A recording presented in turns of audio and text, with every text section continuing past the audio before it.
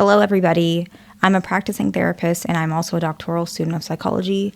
Today, I wanted to go over signs that you are a man that women are drawn to. And I think this is important because, as we've discussed on this channel, women tend to be a little bit more indirect when it comes to their attraction in comparison to men. Women can be attracted to a man and she may not say anything to you. Sometimes it takes her a little while to realize it. She may talk to her friends about you. She may be looking at you.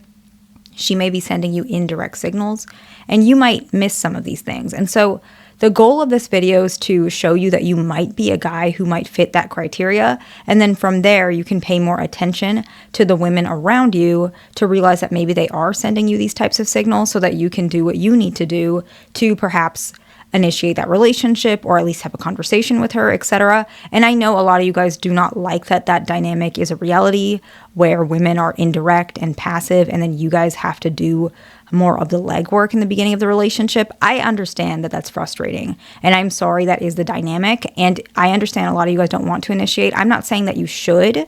I'm really not. All that I'm saying is I want you to at least feel good about yourself and know that you might be a guy who women are drawn to, even if you never want to do anything about it, because mental health is a very serious issue for men, more so than women, 4 times more in terms of like a certain statistic, SI, for example. And I think it's important that you at least know where you stand so that you don't mentally deteriorate even further. So this is more like a protective factor type of video. I just want to help you guys, but hopefully that makes sense. If it doesn't, I know you guys are going to make assumptions about me anyways, but I'm just trying to help. The first one is positive affective presence, or like a positive affect, okay? So this research was done in regards to speed dating, and I'm not too familiar with speed dating, but when I read the research, skimmed over the research, it seemed like speed dating is like where the two people don't know each other, and you guys can fill me in if you know better. The two people don't really know each other and they just like talk for a certain amount of time and they switch. So it's like a lot of people in one room. They're, I guess, learning to date each other or something like that.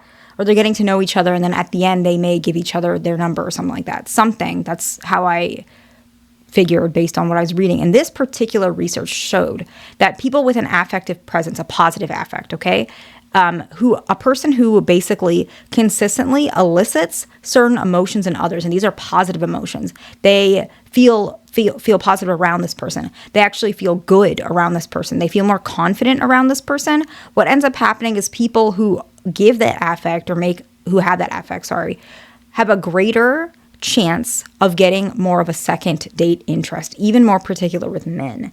And so what does that mean? And maybe are you that type of person? If you feel that often people mention they feel good around you, they feel comfortable around you. Comfortable is a really good one. They may feel more safe around you. Women really like feeling safe. Nobody is surprised by that, I don't think. Women and safety is one of the most important things. They may say that you have good emotional regulation or they feel more regulated around you, because a lot of people who are more standoffish or anxious themselves, they can make other people feel anxious. But if you're not giving off those indirect social cues, the other person will also not feel that way. So they will feel more confident around you. And people like that. That research was 2015. And I think that's really interesting. The next one is integrity. A lot of people in general, this is not necessarily gender specific, but what we found is that an individual who basically does what they say they will do, and they live by their values, even when it's inconvenient. What we found is integrity builds trust, and this is the foundation of attraction and influence. And women do like men who are able to add to her life and have some positive influence on her. And so this means that a lot of women are more drawn to men who seem to have that type of influence, which is just integrity, right? Integrity is interesting because sometimes it's against the grain of what other people are doing. For example, I'm thinking of like a work situation. I'm in private practice, so I might not get the whole office dynamics, and I guess terminology, yes, semantics, to some extent than some of you guys, but I'm trying. But I know sometimes in office and corporate culture, etc., there's like a lot of like favoritism or a lot of negativity, and there's sometimes a lack of integrity. But the person who is more forward with his morals and his values, he may stand out a little bit, but actually women do like that type of guy who stands out and holds to his own and is good to everybody and tries to build trust even when it's inconvenient, because it shows that it does show that he has some leadership qualities, and I think that's part of it as well. There's a little bit of research on both sides. So it's trust building, but it's also leadership, and that is that influence that we were talking about, right? Where she might feel like you have a potential of influence. Of course, it may not always work in a work setting. I just use it as an example, but it's just something to keep in mind as an example. Take it with a grain of salt. That research was 2023, and then the other part of the research was 2020. Okay, so the next one is purpose. And purpose is quite similar to values, but it's more about living in those values and kind of amplifying that into, or solidifying that into life goals, I would say is a good way to establish what purpose means for this particular research. This one was 2025. And what we see is that in terms of relationships and even workplace attraction and friendships, the workplace attraction was cited in the research. So that's why I said that. Having a shared sense of purpose increases compatibility. But if you have purpose that they can learn from and be influenced by, a lot of times women will find you attractive and they'll be more drawn to you. Unfortunately, this can be a little bit difficult, and it's for you to vet and be more careful about, because there are some women who are drawn to men that have purpose that they do not have. And what happens is there becomes an imbalance in relationships. And so it's really important to be careful. And what do I mean by this imbalance? She may almost, I don't want to use the word drain, because that's not a nice word. It's almost like she will be so attached to your purpose without her having any. You almost have to carry the emotional load, because she is really attached to you, but also what you can give. But it's unhealthy. Like it's almost like a codependent, not fully, not necessarily, but she has probably issues with codependency in general. So she may be very attached to what you're doing. If you're doing something even wrong, she might not say anything and go along with it.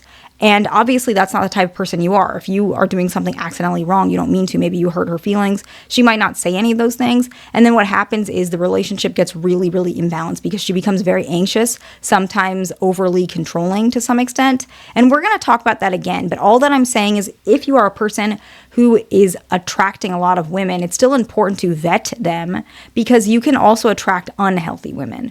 And the purpose one is the trickiest one, I think, for that one, because a lot of times if women don't have purpose, they will still be drawn to someone who has purpose. Men are not like that as much, not as much as women. There is some research as to why, but we don't need to get into that today. All that I'm saying is, yes, if you have a lot of purpose, you will attract women, but you will attract all kinds of women. So just something to keep in mind. The next one is physical attractiveness and confidence. Of course, if you are physically attractive and you're confident, this is usually a very strong foundation to a woman being drawn to you. And I've already made a video on how to know you're physically attractive, and we did the research on that. So that's like, I don't need to go into all of that, right? But some of the more common ones is like even facial features, moderate sexual dimorphism in terms of masculinity, height is one of them. There's some stuff. So you can look into that video if you're interested, but I think a lot of people already know what that looks like. But it's not necessarily just objective. It's also self-perceived, which is a confidence. That actually significantly predicts self-esteem and romantic desirability. Research 2013, confident men are more socially assertive and they are viewed more attractive because of that. And so that's very interesting. And you might be that type of person, so you might know what I'm talking about. And then if anyone's curious about that, any of the folks who are like that, if you could explain that in the comments for other folks so they can pick that up, that might be helpful. The next one is any sort of charismatic social behavior. The behaviors that was cited was smiling, eye contact, nodding, having more open posture and disposition rather than closed off. This can strongly signal interpersonal attraction. And women are very attracted to men who are like this because it builds rapport and trust, and it signals warmth, safety, and confidence. Research in 2022. I hope this video is helpful to somebody. Please like, subscribe. I'll see you in the next one.